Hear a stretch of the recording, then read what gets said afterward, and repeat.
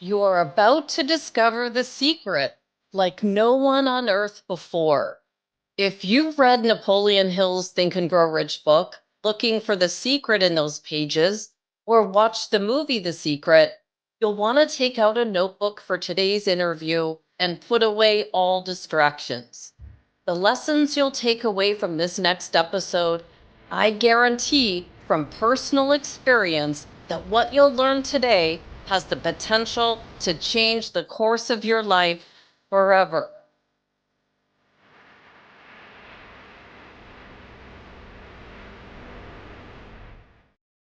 Welcome back to Season 10 of the Neuroscience Meets Social and Emotional Learning podcast, where we connect the science-based evidence behind social and emotional learning that's finally being taught in our schools today and emotional intelligence training used in our modern workplaces for improved well-being, achievement, productivity, and results. Using what I saw as the missing link, the application of practical neuroscience. I'm Andrea Samadi, an author and an educator with a passion for learning, and launched this podcast 5 years ago with the goal of bringing all the leading experts together in one place to uncover the most current research that would bring back how the brain learns best by taking us all to new and often unimaginable heights. For today's episode number 292, we have a surprise guest who I didn't know we'd have on the interview schedule until this past weekend. After receiving his new book in the mail, I sent out an interview invite, and when the answer came back, "You pick the day," I knew I had to make a decision quickly and firmly.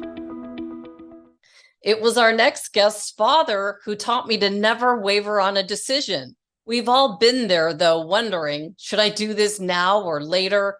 Leave it, don't leave it, do it, don't do it, or say it, don't say it. There's nothing worse than being stuck with that feeling of ambivalence that comes from indecision. And if my path hadn't have crossed with motivational speaker Bob Proctor, I wouldn't have learned the importance of eliminating conflict in the mind by learning to become proficient at making decisions. I quickly picked the interview date for 2 days away, and I knew it was the right answer because that's another skill we were taught. Learn to listen to that quiet voice within and always go with your heart. It will never lead you in the wrong direction. Today's guest is Bob Proctor's son, who worked by his side for 30 years, Brian Proctor. And for 60 years, he was schooled with the experiences and wisdom learned by being the son of the legendary speaker who impacted my life and millions of others around the world with his teachings that were all based on the principles of success. Now, I've known Brian Proctor since the late 90s when I was first creating the goals and dreams of my future on notepads, and I was using his father's material as my guide. Brian was right there, encouraging me along the way. I highly recommend his work. He's extraordinarily humble and a uniquely kind human being. You'll see what I mean when we meet him. I haven't seen Brian since I ran into him at the last live seminar I attended around January of 2016 in Los Angeles. And this was 16 or so years since I'd been on staff working behind the scenes with him and all those others in the early days. It's always interesting seeing people you've not seen in years, as you both remember where each other began. He knew me well, and I'd say I knew him well. It's always neat to see where people end up, especially when you work in the personal development industry, as we get to see each other's lives as works in progress. Brian would see my journey over the years just as I'd watch his. And his son, Danny, became an important influence in my family's life, as Danny helped me with many projects along the way, especially when I worked with youth and with the project involved his passion, filmmaking. I did see Brian again after that seminar in 2016 when I took the Paradigm Shift seminar online, and I had the chance to study directly with him and learn more about where his life had progressed to since I knew him all those years ago. But I still had many questions for him that I knew he was asked often. I wondered, what was it really like having Bob as your dad? When you were stuck, I thought, Did he show you the way forward, or did he make you figure it out on your own? Then I thought, how exactly do you feel his influence? And do you still feel him today? And then I wondered what chapters of Think and Grow Rich were important to him the most. I knew some things were mentioned over the years, but reading through the pages of Brian's new book, my questions were all answered, and then I filled in some other areas that I had no idea about. You can watch an interview Brian did recently on Vladdy's Author Show. And I put a link in the show notes so you can see some of the answers to the questions that I've had over the years that come out in her interview. And in the first few pages of the book, you'll see quotes and endorsements from leaders like Brian Tracy, who I've quoted often on this podcast. And I can't even tell you how excited I was to see that Price Pritchett wrote the foreword to this book. And you'll learn how Bob and Price became acquainted. And if you've been listening to this podcast, you'll know how often I quote Price's U Squared book. We covered it on episode 109, where Pritchett covered a high velocity formula for multiplying our personal effectiveness in quantum leaps. And then we covered it again last October with an episode that we called Success is Nonlinear, and talking about quantum leaps, which is a topic I want to dive deeper into in the next few seasons. Today, I'm beyond excited to have the chance to catch up with Brian Proctor and gain access to some of the connections and knowledge that could only be known from those who walk side by side to this well-known and respected speaker. Let's welcome Brian Proctor and see what we can uncover together with his new book, My Father Knew the Secret, Growing Up with Bob Proctor, and use these lessons immediately to improve our life. So welcome, Brian Proctor. It's so awesome to see you today. Welcome to the podcast. Thanks very much, Andrea. It's great to see you too. It's been a little while. This is really nice. I know, it sure has. I think the last time I saw you was around 2016 when I went to one of Bob's seminars in Los Angeles. I think so. And then I took one of your seminars, the Paradigm Shift Online. So I know you don't get to see who's all listening, but I feel like I saw you recently just from listening to that. That's great.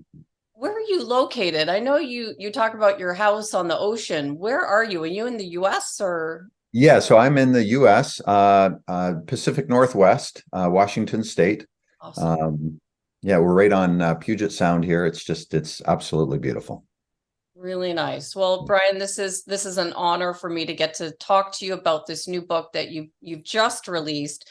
I just got my copy, and I know it's been years since we worked together, and there's a lot I want to ask you, and just a lot of memories from the past, like getting to watch you where you started. And it's fun because you got to see me when I started. We know each other pretty well from the old days, but just to kind of put everything in place that these principles really do work when applied, right? They really do. I mean, obviously I grew up with Bob Proctor as a father, so I got hit with it right from day one, and without a doubt these principles work. I've seen it work in my life.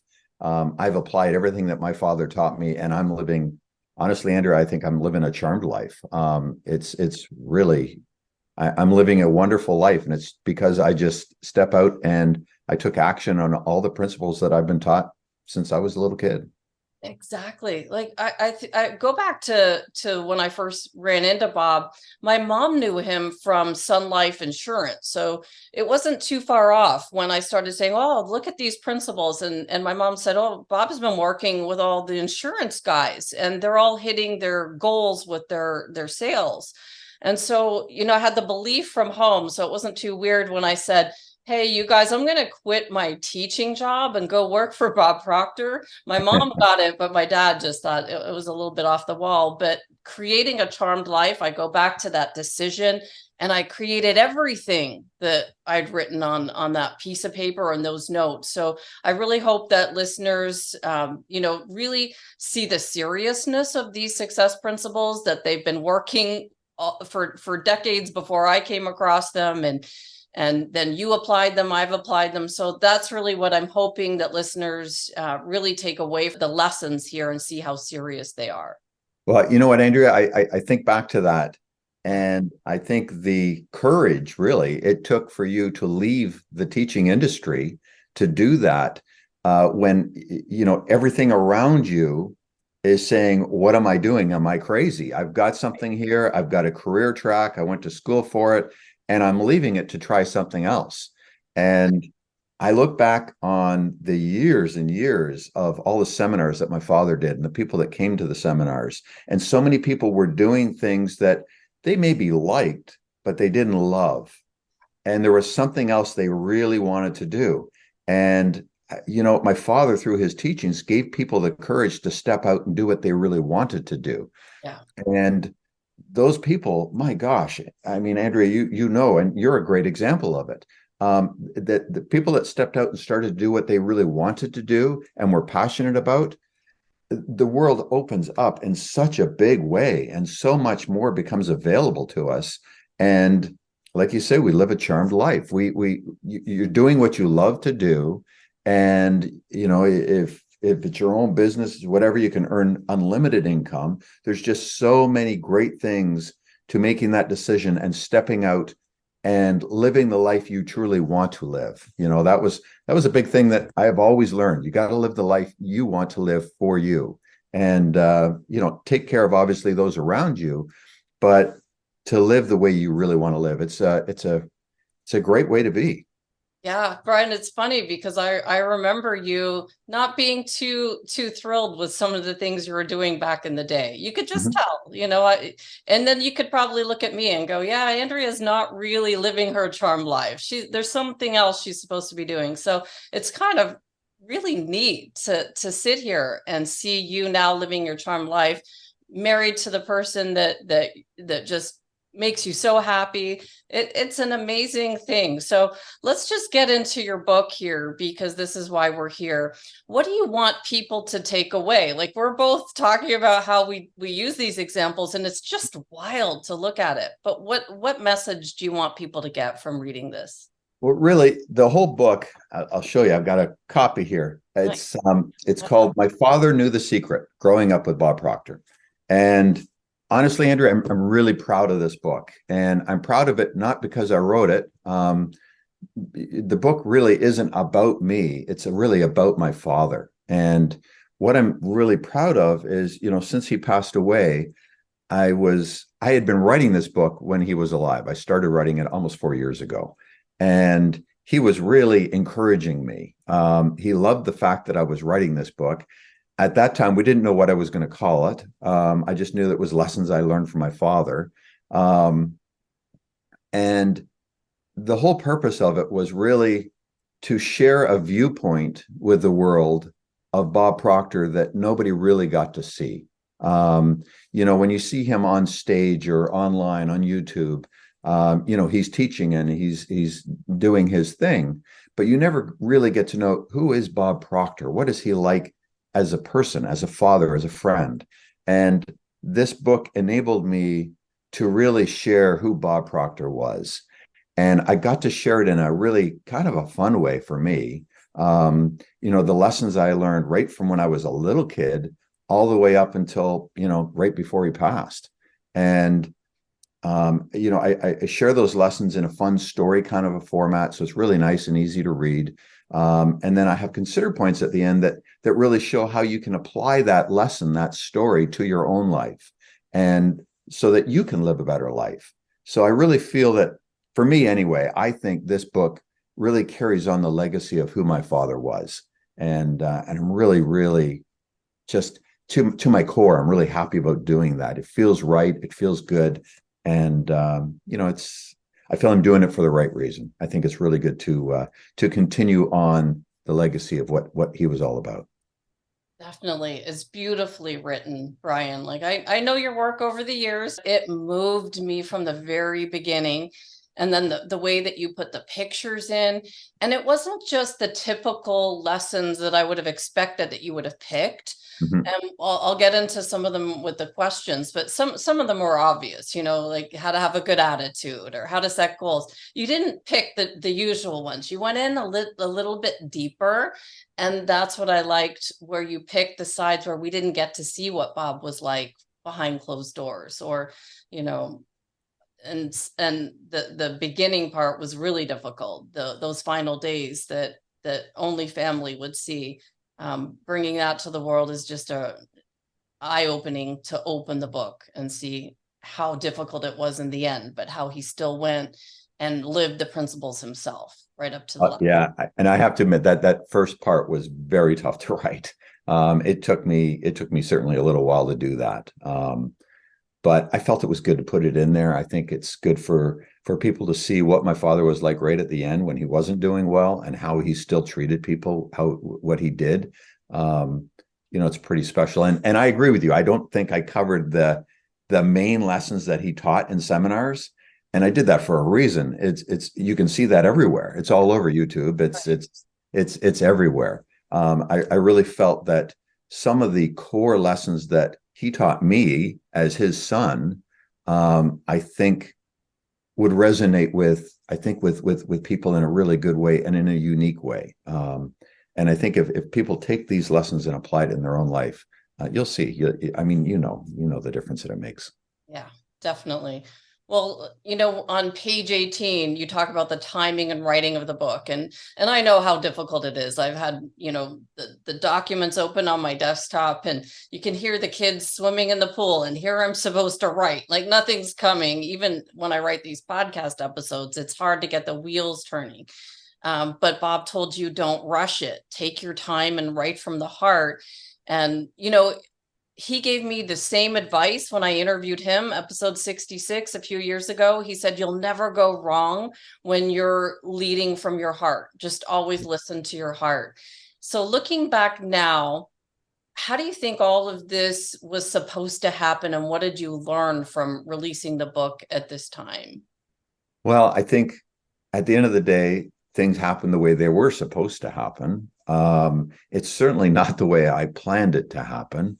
I have to be careful I don't get emotional. It was really tough when my father passed. And for who's ever watching that don't know, I was extremely close with my father.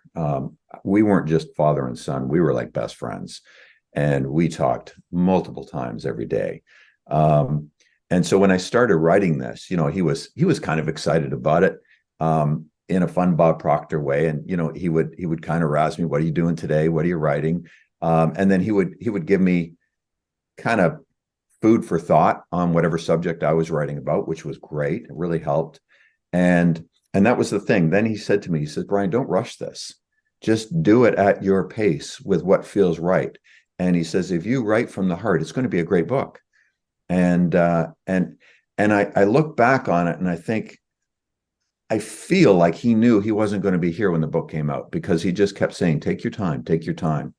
And it's kind of hard to think of that, but I know that in wherever he is, he's seeing what's going on. And I think he sees the message that I put out there, and it's all good. He never knew what the title was. However, I feel he inspired the title. When Dad passed away, right beforehand, he said to me, he says, Brian, please talk to me every day. He says, you'll hear me, whether that's through my intuition or whatever that is, you'll hear my answer. And I took that to heart. So I do talk to him every day. It's not always easy, but I do. And the title for this book, it came to me in the middle of the night. I dreamed about Dad. And I woke up, it was around 3 a.m.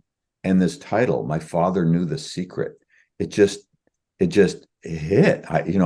I'm sure it was inspired, guided that way. And to the point that I actually got up and went and wrote it down. Because, at 3 a.m, sometimes these things can leave your head pretty easily. And so I went and wrote it down. And, I feel that was his way of guiding what the title was. And it was just such a nice tie to him being in the movie The Secret, and what that did for his career. And I really feel that the title is indicative of the book. Like, my father really did know the secret. He knew the secret to life, and he lived it. He lived it every day. It just felt right. So that's kind of how the book came to be. When he passed, it took me a little while to get back into writing it again because it was really tough. And the first thing I did write was that first chapter. I felt I had to write it while it was still anchored deep. And it's been a project of love. I've really enjoyed the process of writing this book. My wife, Corey, really helped me edit the book, and I feel she brought it even more life into it, which was really, really nice. Corey and my father had a great relationship. So it was a fun process. It was a good process for me. I really, like I said earlier, I'm really proud of what I've written, and I really think, I feel in my heart this book will change lives in a simple way, because people will get the messages really clearly. And like you say, I've put pictures, I put different things in the book that I hope anyway anchor the lesson and the moment. And I think it's well, it's certainly being well received already. So I feel really good about it. Awesome. There's so much to what you just said there that I could go in a million directions, but I just want to narrow in on a few, because it was Bob that taught me to write down my dreams. Back in the late 90s, he said, I could take a quote from Napoleon Hill, gaff those ideas with a pencil that come in your dreams, write them down because they'll have meaning. And, you did it. I wonder, did he teach you that, or, Yeah, you know what? Now that you say that, right. so funny. I remember that. He said that so often. Anytime. And I guess that's probably why I did it, because of hearing that so often. But that obviously that's an unconscious thing. Yeah. But as soon as you said it, it's like, wow, yeah, that is where it probably came from. Right. Yeah. Right. So I did that after he said so, and I can go back to the late 90s and pick up on themes and circle themes.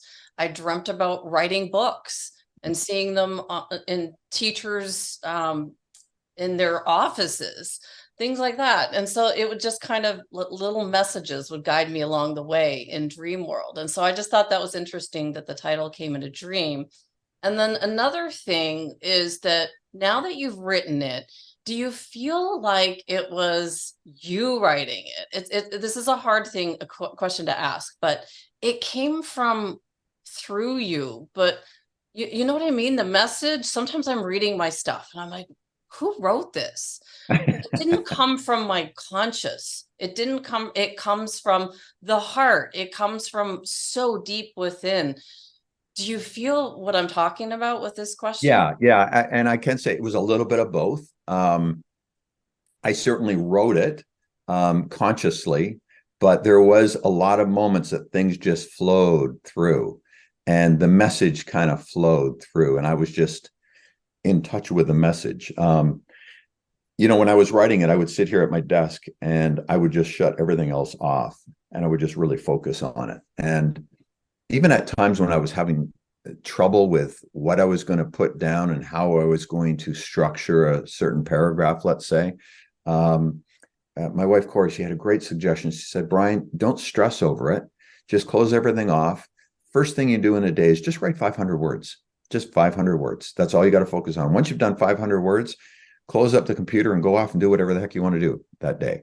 I thought, what a great suggestion. It's very similar to what Dad had suggested before with, if you just took an hour every day to do something focused, you would end up with several 40-hour work weeks of conscious energy towards one thing. And that's kind of what I did. So I then started doing that, just 500 words. And some days I'd maybe write 1,500 words because it really got me into the flow. And other days I wasn't, but I still got the words in. And then it did. Sometimes I was writing, sometimes it was just flowing and guided. But it just, I don't know, felt right. Felt good. Right. No, I, as you were talking, I could really see it. And I think it'll be interesting because I've got it on my desk. You talked about, I watched Vladdy's interview with you and I thought it was phenomenal. I put the link in the show notes so people can see your other interviews on the book and get different takes. But, just flipping through the pages, there's so much to it. You can look at the pictures, and maybe if you need inspiration on a daily basis, like I would do with Think and Grow Rich, I would open it up and read a little bit. I'm going to do the same with yours now. It's join the stack along with Price Pritchett to U Squared, Think and Grow Rich. I got them all. Yeah. But so if we go into chapter 1, I know we talked about, the difficult part of it, but if we could talk about who Bob really was, and how he made everyone feel so special. And then I thought about when you presented at the seminars, did you cover the impression of increase? Was that yours? Yes, I did. I always covered it. It was that was one of the base lessons I think my father taught me as a young child that I've always lived with, and I certainly taught my kids it. So yeah, I can talk about that if you like. Yeah, so I just wondered because he had this ability to look at everybody and see that they were special, make them feel better off for the fact that he'd met them. And then I just wondered, how did you take that in your life? How did you see that? What did people in the seminars do with that? Because that was a big one. Well, the cool thing was, and this is something that I think people really need to know, my father was truly the person you saw on stage. Like how he was in private life was no different. He was the same person, and you know that you've met my father, God knows how many times. I look back on that, like you say, that first chapter when I talked about him in the hospital, and my father at the very end, he was not doing well. He was in a lot of pain. He could barely move. He was just not in a great place. The cool thing with Dad was he did not let that dictate how he was going to be or how he was going to show up and how he was going to treat those around him. I've seen, spending so much time in the hospital, I saw some people that were really, boy, they were grumpy with hospital staff and they were nasty and mean. And Dad was just so kind with everybody. I can remember this one nurse coming in and having to put an IV in him. And she just, his veins, I guess, were not real popped or easy to get to any longer. And she was really having trouble finding this vein. He'd already had a couple IVs in there and she had to get another one in. And she kept poking him and just wasn't coming up with it. And, if you know my father, he doesn't like that stuff very much. And he just laid there and he just said, I forget, I think he said his name or dear or whatever. He put his hand on her hand and said, don't worry about it. You just keep doing what you do. You're doing a great job. You take whatever time you need to do to make this right. And he was just so kind to everybody. It was really amazing. And if I'm to take this back do you want me to share the story of how I originally learned this? Yeah, definitely. Okay. So I originally learned the impression of increase. And really all the impression of increase is in its simple terms, it's making anybody that you come in contact with feel better about themselves because they were in contact with you that day. That's it. If you can do that in the world, it's a great thing. Well, I think you know this. I worked in the seminar company in early days when I was a teenager in early 20s. And I felt I needed to leave the company and do my own thing for a while. I needed to make my own mark in the world. So I got into real estate and I started selling real estate up in Toronto. And I did very, very well. My first year, I was setting records. I was in the top 100 for a very large real estate company nationwide or internationally, I believe. And I was doing extremely well. Well, I think it was 1988, 1989. I was in a seminar down in Palm Desert, just outside of Palm Springs. And a fellow by the name of Mike Ferry was putting on this course. And Mike Ferry was a big real estate trainer. And there was probably 2,000 agents in the ballroom, I guess it was. And I was sitting right in the front row. I was just soaking up whatever I could to make me more efficient, better at what I was doing. And Mike actually called me up onto the stage. And he introduced me to the audience and he says, this is Brian Proctor. He's, doing all of this in real estate and he's a rookie. He's brand new in the business. And, he's selling more homes than most of you in the audience are. And it was a nice kind of a pump up. But he said to me what is it that you're doing that's causing you to be such a success so quickly? And I stood there and I thought for a moment and it hit me. It took me back to grade 4. we had moved around as a family quite a bit. I was born in Toronto, so I lived in Toronto for a while. We moved to England. We moved back to Toronto. Then we moved to Chicago, and this was all before grade 4. So I had been in like 3 or 4 different schools already, and I remember sitting in the den in Chicago on Maplewood Lane in Glenview, Illinois. Dad talks about that address a lot because that's where he really dreamed up the whole business of what he did. And I can remember sitting in that den, and I said to Dad, I said, I'm really scared about going to school again, being that new kid again. I just hated being that new kid all the time. And this is when he taught me this. He says, Brian, he says, you go to school and you go out there and you meet people. He says, just put 4 letters across their forehead. And he says, those letters are MMFI. And I kind of looked at him and I said, well, what does that mean? He says, it stands for make me feel important. And he says, if you can make the person who is in front of you feel important, feel better because they're with you, you ask them questions, you compliment them sincerely, be interested in them, you will make all kinds of friends and you will get on in this world in a great way. And I have no idea why, but that really stuck. And that's what I did. And I made friends super easily. He always said, do you ever like going into any place where you get somebody and all they're doing is talking about themselves and they're just on you and on you and on you? And it's like, oh my God, I want to get away from this. And he says, you don't want to be like that. You want to be sincerely interested in them. Yeah. And so that's what I did. And I guess I was doing it unconsciously most of my life. I'm sure I consciously did it back then initially, but it became an unconscious thing. And I didn't realize it until I was standing on that stage in California back in 1988 or 89, what I was doing. And from that moment on, I made it my mission that I would consciously do that even stronger. And boy, oh boy, that opened my world up even bigger. And that's it. It's just, and that's how my father lived. He lived with the impression of increase. Leave everybody you come in contact with feeling better because they were in contact with you. They were in your presence.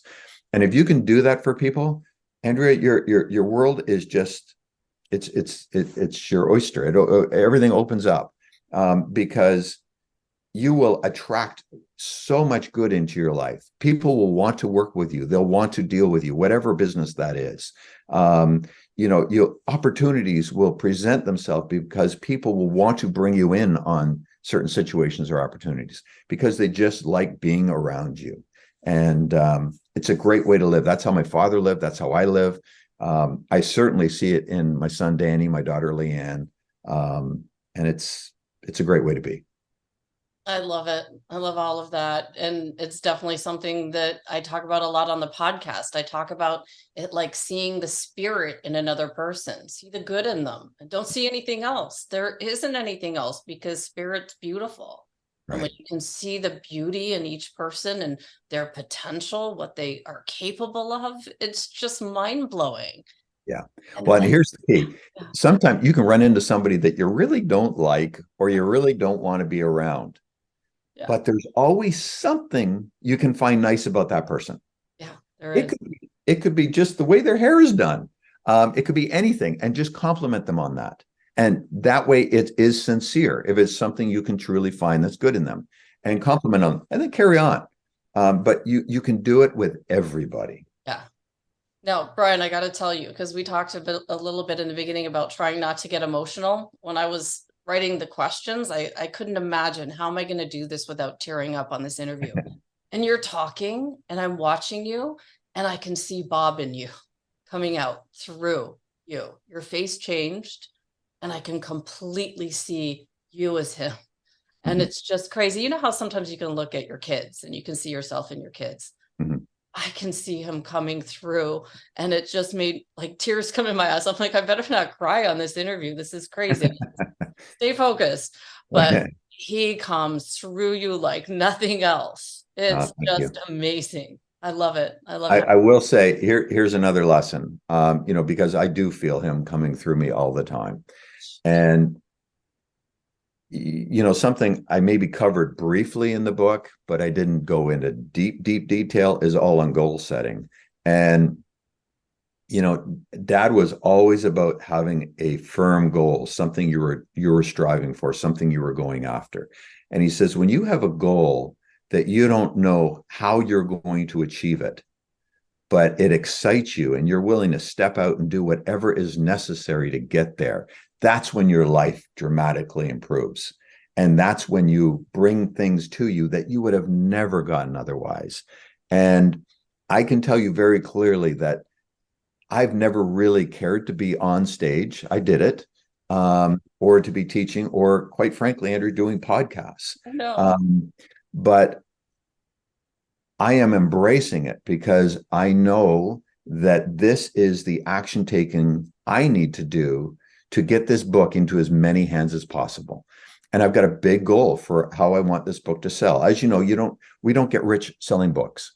So I'm not doing this for the money. Right. Yes, I'll earn some money from it, but believe me, it's not very much. My mission on this is to get my father's message out to as many people as possible, because I think there's a great message here. And so I'm willing to step out and do things like this, which is not my normal way of being. And that's also a great lesson. If you're going after something you really want, you will take action and do things in a day that you would never normally do. And that's kind of that's a cool experience. So that's probably why you're seeing that. I feel my father just coming through me because I'm stepping out and doing whatever it takes. Ryan, it brought tears to my eyes. I'm listening to you talking about impression of increase, trying not to cry here. I'm like, this is crazy, because I see his face right over yours, exactly the same. And you're talking and delivering his message just as he would, and it's hitting me. And I'm going, I gotta bring this up here because I can see it behind you. The reason why you're doing this and stepping out of your comfort zone and doing all these things that you have to, and you haven't talked about it in anything I've seen, but it's the hourglass. I see it behind you. Could you address this? Why is this so important that it's on the cover? Well, it's funny. I don't even think I address it in the book. I guess it's subliminal. It's right behind you. Unintentionally, yeah. And I've got an hourglass right behind me that's like the one in the book. And I have to tell you, that is a coincidence, which is really crazy. Yeah. My father, ever since I can remember, when I was a little kid on the stage, he would be holding up he had a monster hourglass for quite a while. It broke somewhere and he couldn't find another one. But he always taught about the value of being in the present moment, where the sand is right now as it's coming through, and living in the present moment. He says, the past, the sand at the bottom, is behind us. It's part of the past. There's nothing we can do about it. He always had a great statement. It always resonated with me. I loved it. He says, you cannot change the time you got out of bed this morning. It is what it is.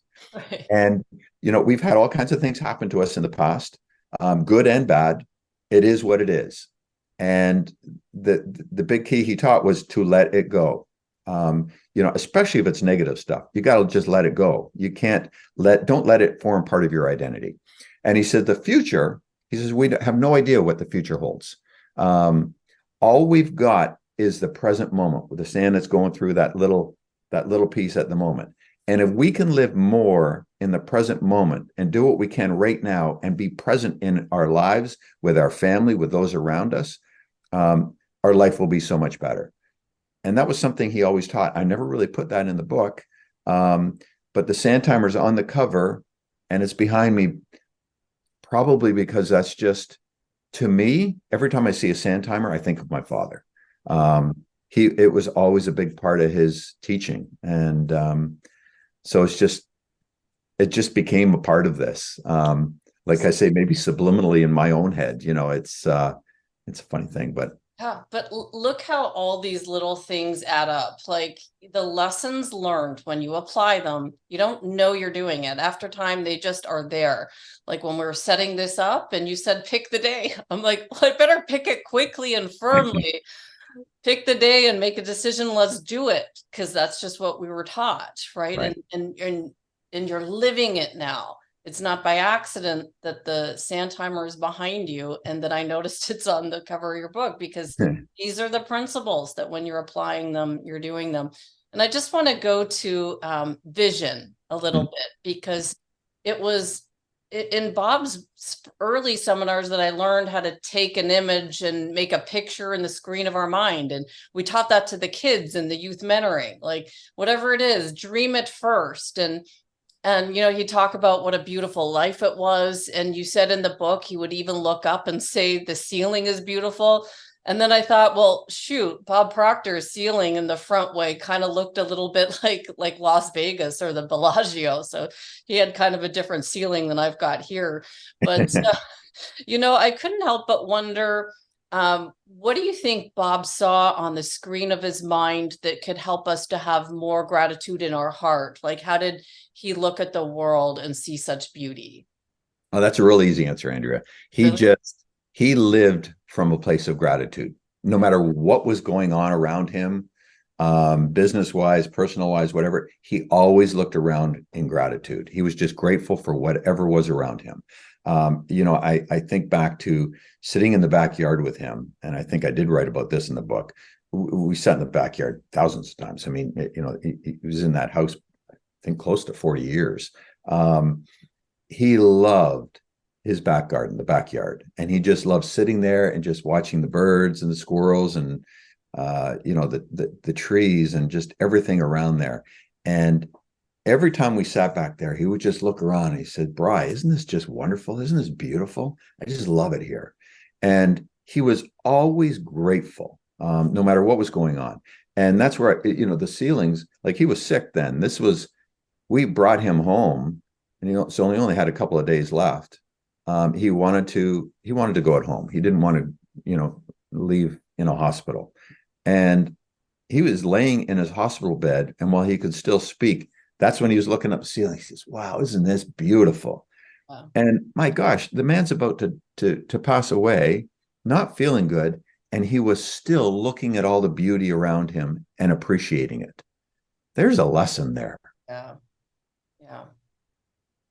And another thing that came to my mind was just the peace that he had. And he talked about it in the seminars. He talked about it with his mom, who kept saying, "I'll soon be gone. I'll soon be gone." And I got a picture with Bob behind me with his mom in the front at Gina's wedding. Uh-huh.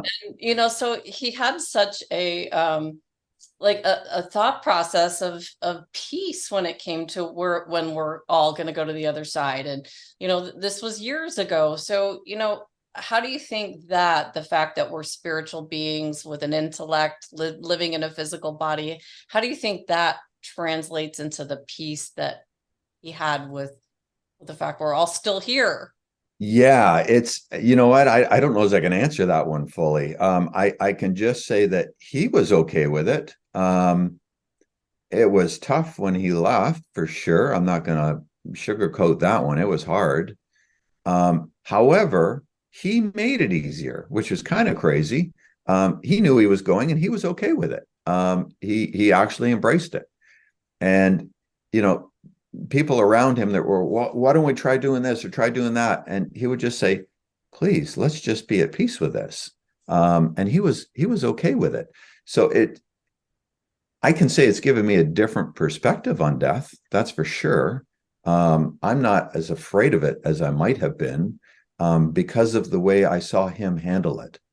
And that's kind of the cool thing. And that's really, a big part of why I wrote this book was because of the way he handled things.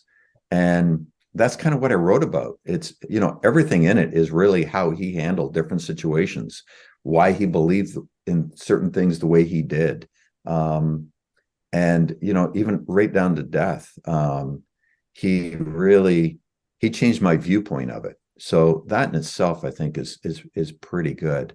And he made me okay with him leaving.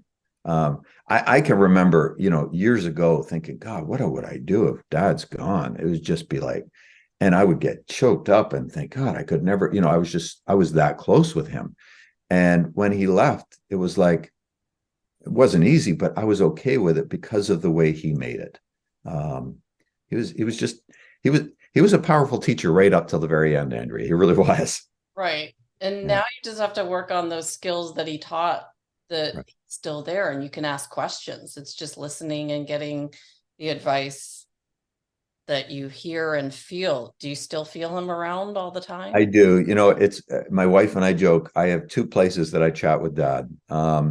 One is we have a reclining chair in our bedroom overlooking the ocean, and Dad loved that chair. When we used to live in Florida, we had that chair there. He got in and he says, "Oh my God!" He went and ordered one right away to have sent to his house. He loved it that much.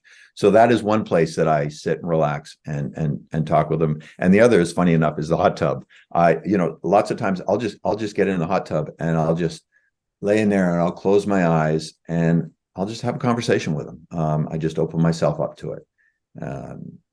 It's not always easy. It's not always easy, but Yeah. I do.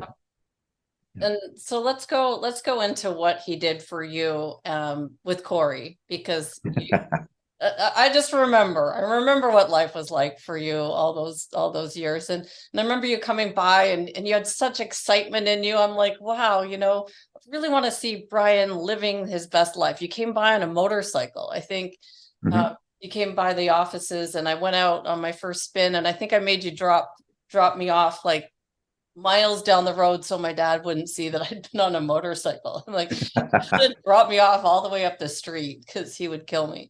But I just remember what life was like. There was something and someone that was there for you, that it took you a while to meet, and you used the principles. Can you just explain a little bit about how you used what Bob taught us all to do with attracting the right person into your life? Sure. Yeah. That was, that is probably one of the top questions that he always got asked in a seminar. Isn't it? Yes. Yeah. People are coming for what I always thought was business stuff and how to be better at business, how to earn more money. Yet the number one question was, how do I attract that perfect partner? That was always the big thing. And it's really simple. All he says was, you have to get in harmony with what it is you truly want in a partner. And he says you need to start writing out the traits, personality traits, the type of person that they are. And so what I did was I started writing a Word document. I had just come out of I'd come out of a relationship that was really hurtful, was not good. I was not in a great place. And so I took a break. I just thought, I don't need anybody in my life right now. And that's when I moved to Florida. And I just was starting kind of a new version of my life. And I didn't worry about having a partner in my life. Well, a couple of years into it, then I was ready. I wanted somebody special in my life. And I thought, I don't need to bring in somebody that's going to be hurtful again or keep reliving the same things that I had lived in my past relationship. I did not have a great track record that way. And so I thought, you know what? I need to do what Dad tells everybody to do in a seminar. So I opened up my computer and I started up a Word document. And I started just writing out clearly the type of person that I wanted to be with, how they were, how they presented themselves, how they lived, how they were kind, how they were always coming from a grateful place. Just personality traits that I was in harmony with. And I would write that out. And then every morning I would open up that document and I'd read it. And sometimes I would change things, I would add things. And it became really, really specific as to the type of person I wanted in my life. And I wasn't particularly specific on their physical presence, other than I wanted them to be an active person that were, always out doing things. Other than that, I left it wide open, because it's like you want that connection, that perfect person. And that's what I did.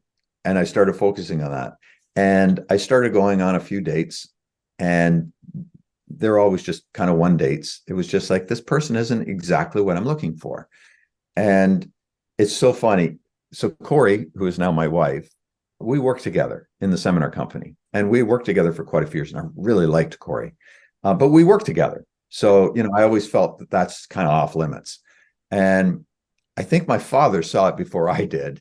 And he he started, oh, this is quite a few years ago, when we were doing big events. He said, I want a table off to the left of the stage, just a little bit, that's away out aside from the audience, but that's close enough that's not in the light so I can see the people there. And then if I need something, I can get something. So he had a table set there and he says, I want Brian and Corey at that table. And we're like, okay. So that was our table at every single event. So Corey and I were always sitting next to each other. And we really became close friends. And we would go out for walks in the morning before the seminars and really got to know each other. And man, I just loved who Corey was. I never really thought about it because of the work thing. But I just loved who she was. And anyways, eventually I had somebody, Gina, who, Gina talked me into, I won't get into that whole story, but Gina talked, it's in the book, but Gina talked me into letting Corey know how I felt. And I did. And the first thing Corey said to me was, well, how is this going to work? I live in Alaska and you're in Florida. And it was like my father flowed through me right then. Dad was still around then, obviously. And I just said, I don't know how this is going to work, Corey, but I said, if you're interested, let's just see. And let's just see how it unfolds. And we'll make it work. I don't know how that distance thing will work out, but I'm sure if it's meant to be, it'll work itself out. Well, when I look back at that time, when I looked at my document, she fit absolutely everything on my document, except for one thing. That was that she lived close to where I lived. And at the end of the day, that didn't matter. And I don't live in Florida anymore. And I'm actually living in a place that I love even way more than Florida. Like I love where we live. And that wouldn't have happened if I had stuck to that one thing. But everything else on that list, Corey is exactly that. And, I think my father saw it before I did, which is okay. That's probably normal. But then, Corey and I got together and it was like in no time at all. We were, we got married and life is great. I'm with the absolute perfect partner. And I'm loving life. And it's because, I took action and did one of the simple lessons that Dad taught from the stage that most of us don't do. A lot of times we see him talk about things like this and we think, oh, that's great. And then we just kind of carry on with our life. I actually did it and it really worked. And it's amazing to see because she obviously brings out in you and makes the best in you and you with her. So I just love seeing it. And I saw it when I saw the paradigm shift seminar, when you were talking about it. That's when I first saw it. I thought, this is great. Good for Brian. I'm so happy. But what caught my attention in the book was when you said, don't worry about the how. Right. How many times did we hear that? Like, what do you want, Andrea? Well, I want to live in Arizona and I want to start working on our educational system because there's a big mess out in the US and Columbine happened. And, whenever he asked me what I was going to do, and I'd be like, but I don't know how I'm going to do that. And he'd be like, well, you don't have to know how. You just got to know what it is. And I heard that so many times and I would look at him and go, well, good for you, Mr. Bob Proctor, who has all the answers, but like, how am I going to do that? And isn't it amazing when you look at all the crazy things that you did, like, meeting Corey and I think about the things that I did. Strange and marvelous things happen to make it all happen. You couldn't have predicted how. There's no possible way. You couldn't have planned it out. It's just all these weird things that, like Bob saying, sit at the table and you got to know each other in a different way. Or, you can't plan it looking forward, only like Steve Jobs says, looking back, right? There's something really powerful to that. Yeah. And the big thing, and Dad did teach this with goal setting, with anything, if you know the how, how you're going to do it, there's no inspiration in that. Right. If you don't know how, but boy, this is something you really want or something you really want to do, and you just step into it and you just figure it out as you go, there's inspiration in that. And there's growth in that. He always said the growth is in working towards the goal. It's not in the actual getting of the goal. It's the growth that it takes to get there. And if we go after something that we don't know how we're going to do, there's inspiration in that. And we're going to learn things and do things that we wouldn't normally do.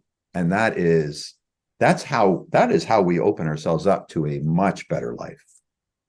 Now you just explained in a way that I didn't understand, that diagram where you go, from theory, to fantasy. You pick the thing that you don't know how you're going to get. You can't go buy the same car that you've already had. There's no inspiration in that.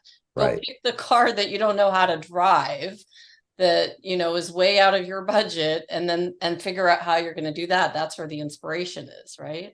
Yeah, exactly. Wow. Well, I have a couple questions for you. We're coming close to the last little bit here, so I'm going to Okay. cut through to some of the questions that I think are really important, because you touched on it. And it was when Bob taught you how to really embrace your feelings and not be afraid. And if I think back to where I was in the late 90s, I was afraid of taking chances, of, getting hurt. Wouldn't never have told somebody how I felt. It wasn't how we were raised. Like, my parents never talked about feelings. Mhm. And then we get exposed to, well, what do you really think? What do you really feel? What actions do you want to take? And suddenly it just becomes not so scary. Can you talk a little bit about, what Bob taught you about just embracing your feelings and being open with saying what you really feel? Yeah, you know what? He just, I guess I was really fortunate that way. I mean, I know I'm fortunate to be a son. There's no, that's the easiest way to just say it. Dad always made it easy to talk about your feelings and just be who you were. He always told me how much he loved me. It was never one of those things, as sometimes kids think, God, do they really love me? Or, am I just their kid? And am I, whatever it might be. I always knew how Dad felt. He always showered me with love. And I mean, right to the last days, my gosh, some of the things he told me the last days, like the only person that really knows is my wife, Corey. He said things to me that have touched me so deeply. He was never afraid to just put it out there. And so I honestly, I just learned that naturally, Andrea. It wasn't one of those things that I had to switch. And I feel it's always the way I've been. I think most people will always know how I'm feeling about something. I can't say that I know that for sure. And I'm sure there's times that they don't, but I'm always okay with letting my feelings be known. And Dad just made it easy that way. So I don't really, I wish I could give you some profound lesson around it. I can't, because he just made it easy. I think,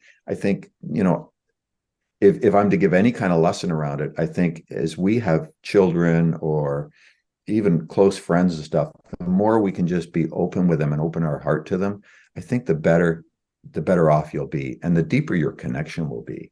I truly feel that the connection I had with my father was because of how open we were with each other.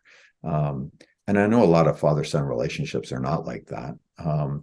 But I was fortunate to grow up with that. So yeah. And we're going to kind of go right back to the very beginning with my final question here before I, come in for a close.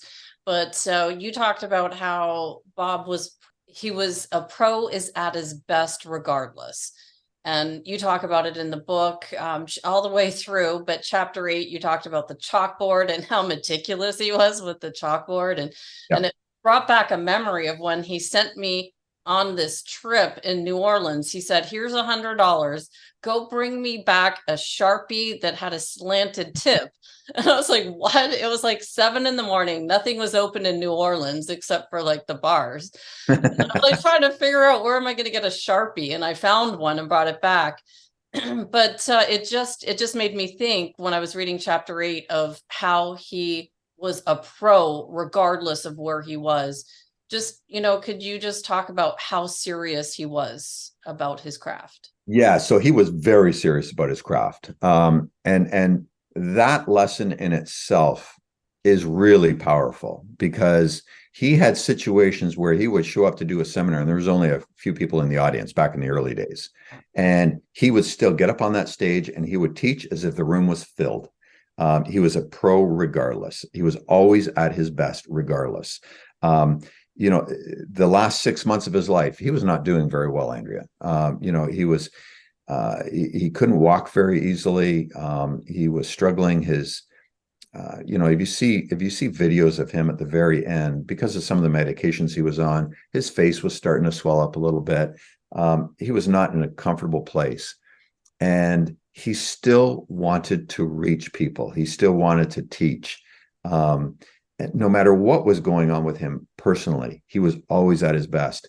And I can remember when I was up helping take care of him at the end, he still wanted to do some online sessions for different groups of people. And boy, it was a chore getting him ready to get him out there to do it. It would take time because he was in pain and it was not easy. And we'd get him out to the studio and set him in his chair and then step back and the cameras would come on. And if you didn't know, you would never have known that he was not in good shape. For that 30 minutes, 40 minutes, an hour, whatever it was that he was on and he was teaching. And he always said that no matter what you do your best at it, no matter what's going on around you, how you're feeling. There's a valuable lesson in that, because if you do that, you're going to get way better in this world. Well, that's how he was right to the end. And he was not doing well. But if you were watching him, you would have never known. He just channeled and did his best and was on, because it was his passion to teach. It was his passion to help people live a better life. That was kind of a cool thing about my father. And, when the session would be done, poof, he would crash. I mean, he would sleep for 4 hours. It was like he was done. But for those of you that saw him at the end on video, on YouTube, wherever it was, boy, he was always on, even when he wasn't feeling on. And there's a powerful lesson in that. And I've always learned that when you do something, do it right and do it well. And no matter what's going on around you. And if you do that, you're going to live a better life. It's really that simple. But most of us, will use all kinds of excuses to not do something or to not do it as well. And Dad never used excuses. He just wouldn't. And that was a great thing. And I know I learned that from him. And when I try to do something, I try to do my best at it. And obviously you have different times that you're better or not as good or whatever. But if you try to do your best at that moment, you're gold. You're gold. And that's how Dad lived. And that is how I try to live as well. Some very valuable lessons here. This is incredible. Brian, we've reached the top of the hour, so I do have to stop my questions. I could keep going here, but I'll let you get back to your day. What would be your final thoughts here to just close this out?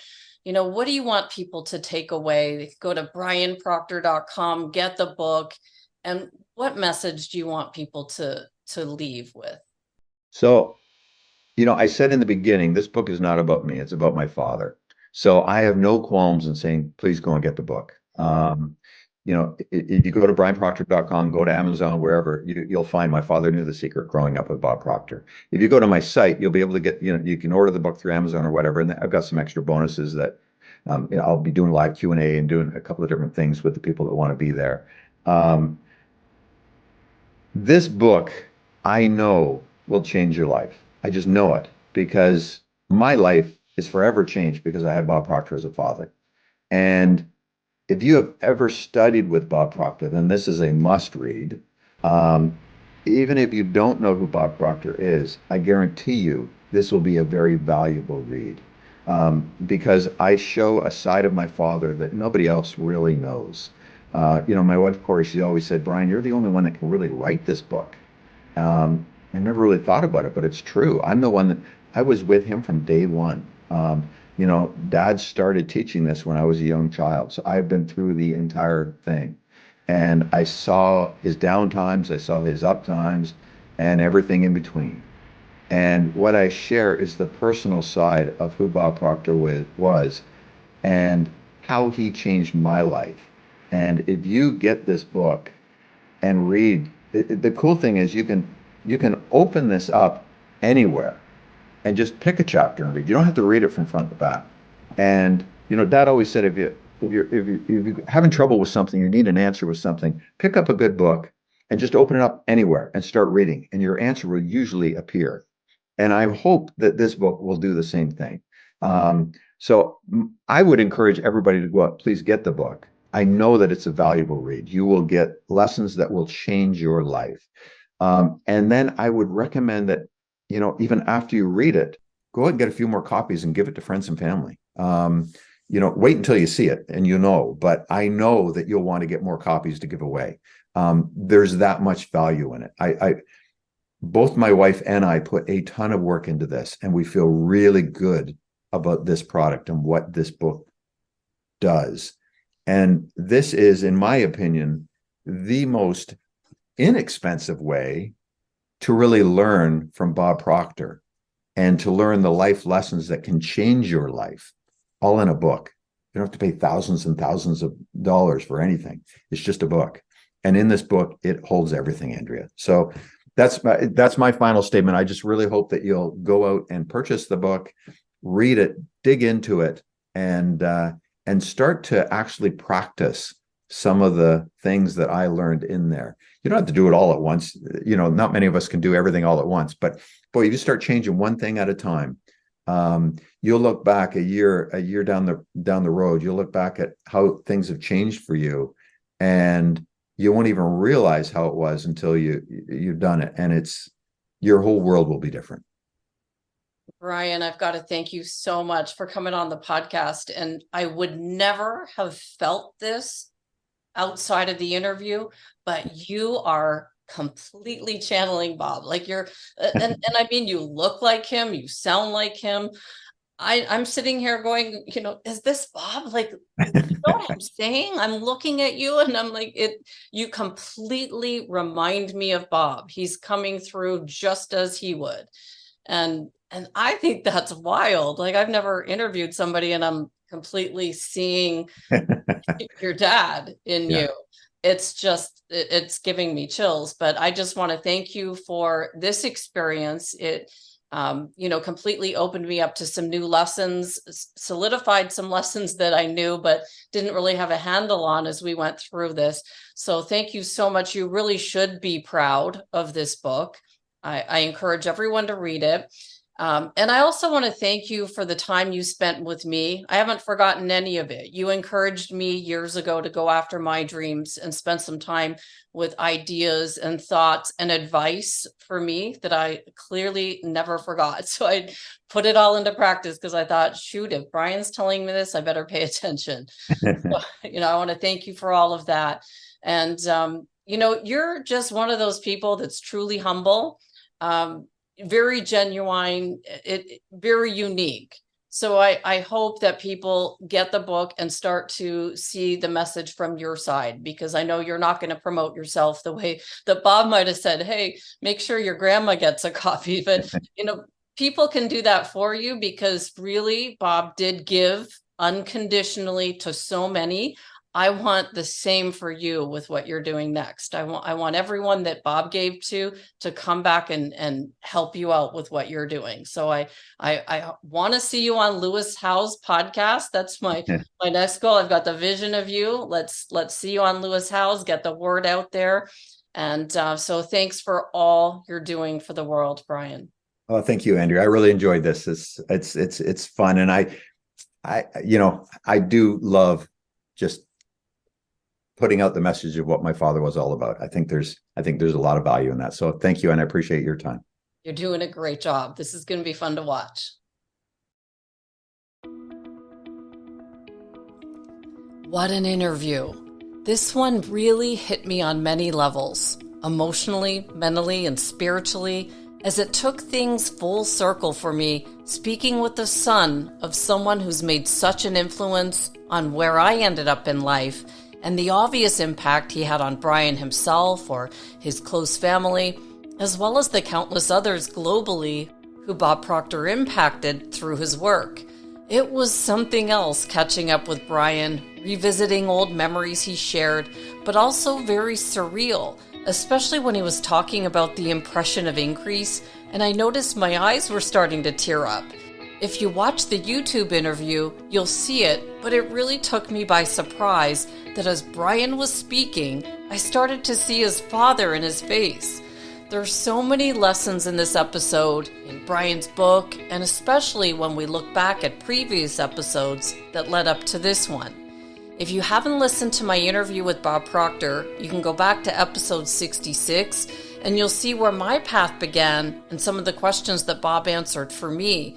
And then don't miss episode 67, where I listed the top lessons I learned from my time working and studying with Bob over the years.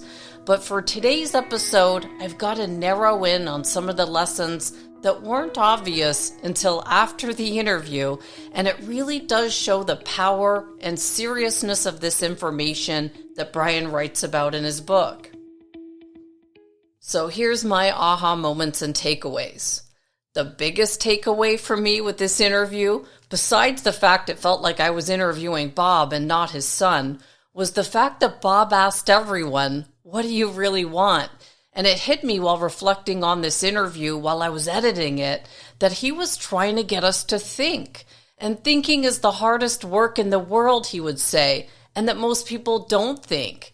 I remember when he first asked me that question, I'd never really thought about it. And I remember feeling like he caught me off guard, and I just said, I don't really know, until years later, I had some time to figure out I wanted to do something with our educational system and youth, and then I went full force after that, leading me to where I am today. So the first lesson we all learned was to think. And we all have this ability to think, but sometimes we're just too busy. And we forget to dream up new thoughts. We forget to activate our imagination. And then we can learn to dream. And we learned we could create anything we wanted with belief. And then we can strengthen that belief with books like Think and Grow Rich.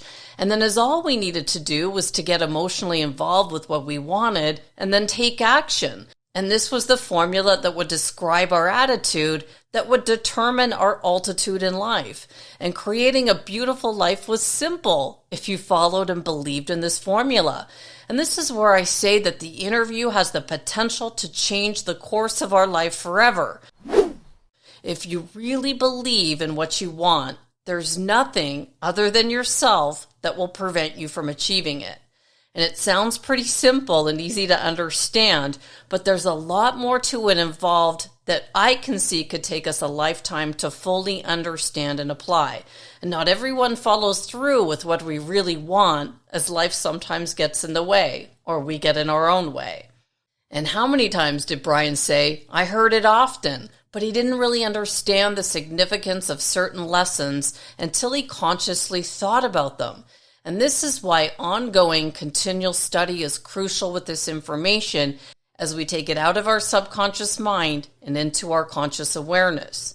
And I've been working on connecting David Eagleman's work and neuroscience to the fact that there's so much more to our senses than what our eyes can see. And this is where things get exciting for me as we begin to connect the science to these age-old principles. And I wonder for you, do you think, if I were to ask you what you really want, would you have a clear and concise answer? My second aha moment, you don't need to know how you're going to do what you want. You just need to listen to your heart. And Brian mentioned he heard this so many times.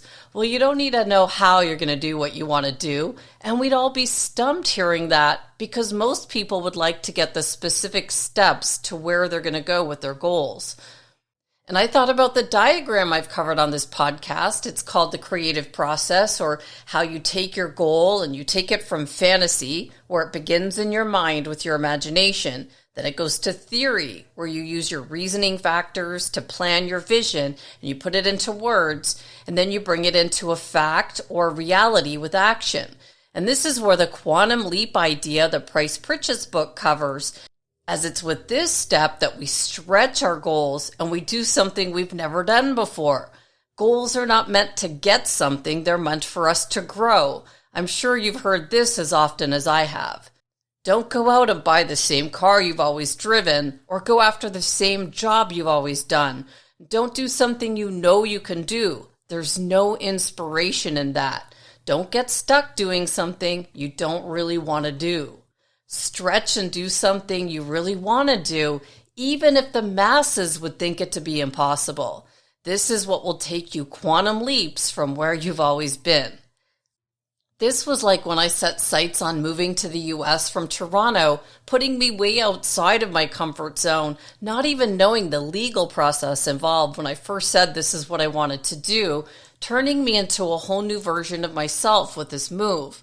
Or when Brian, who isn't totally comfortable speaking in public or doing podcasts, he does them anyway with the goal of spreading the word of his father's message, where his heart is involved with this new book, and he's got a vision that I know will take him far past his old identity or the old version of Brian that I remember didn't really enjoy speaking back in the day, and it creates a whole new version of Brian today. These are quantum leap goals, and they're worth getting excited about. Is there something you really want, but it feels like a stretch for you? The key is to write it down and then decide you'll do it. Go from fantasy, in your mind with your imagination, then you go to theory, create your plan, and then you go to fact, where you turn your fantasy into reality. The final aha moment was to get up and take action. And this last takeaway is that once we know what we want, we've got to do the work involved to get it. And the quote by James Allen that I quoted at the end of our last episode, 291, came to mind when I was writing this. He thinks in secret, and it comes to pass. Environment is but his looking glass. There's no way to escape doing the work. Brian said his dad told him to just write a little bit every day to complete this book. One step at a time, until eventually you look up and the world around you has changed with the repetition of doing a little bit each day. If you find yourself procrastinating with something, then I'm going to guess it's not really a goal that stretches you, so there isn't any inspiration with what you're doing. I wonder, do you have a plan in place for your vision? Does your vision stretch you to do something you've never done before? I'd love to hear the aha moments that you had with Brian's interview and what you think of his new book. And with that, we'll close out today's episode. I'll see you next week as we pick up where we left off and prepare for some new and exciting interviews in the month of July. I'll see you next time.